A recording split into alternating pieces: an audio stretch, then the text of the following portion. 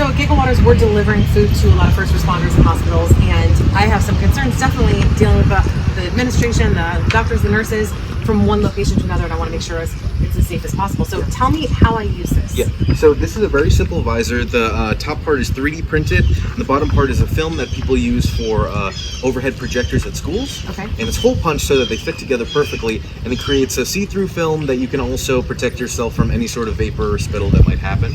And it's very simple that this has a lot of flex to it. Mm-hmm. So you just put it right over your forehead and rest it against your the roof of your head. And so this whole pandemic is started because of contamination through vapors. And so this, luckily, a face mask can do as much as it can, but this one stops it completely. There's no way that anything's getting through, as well as it allows for far more air circulation than maybe a full mask. Yeah, so luckily this is something that you can take off, put on, but ultimately a regular face mask is made of fabric, and that cannot be washed, or if it is washed, it takes more resources. Luckily, this can be sanitized very easily by, if you need to replace the film, you can, but ultimately taking the film off and then wiping both down and then reusing it, or putting them in a bleach solution, a bleach trench, and then putting them back on. So do you recommend I see alcohol wipes in here, I just wipe it down after each use? Is that enough to? The main reason that they're in the packages, these packages, is so that you can sanitize them.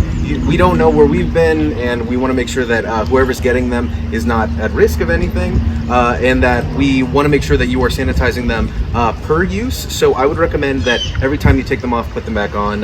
In a situation like this, like gloves in general will still get the infection if you still are touching your face, even though you have gloves on. So making sure that every time you take them off and you've been in a contaminated environment, to then swipe them down, and they're very easy to clean, and they're full plastic. So this will not be susceptible to the virus staying on it for very long. That's fantastic. And you're just giving these away to people? This is free? Yeah, I mean, this, as we all know, this is a really rough situation, and we have resources that can help people. And especially, the biggest thing is that every person that is essential, people that are providing a service like food or like any other department store or something like that, they need to be protected. This is, a lot of people are being laid off, which is rough, but the people that are still working are far more susceptible. So trying to make sure that our local community, as well as anybody that's just working and needs to make sure that they're staying healthy so that they can continue to help people, is far more important than making a buck, you know? That's wonderful. Thank you so much. If it was a different time, I would give you a hug. Oh yeah, right? I'm going to just stand right back here.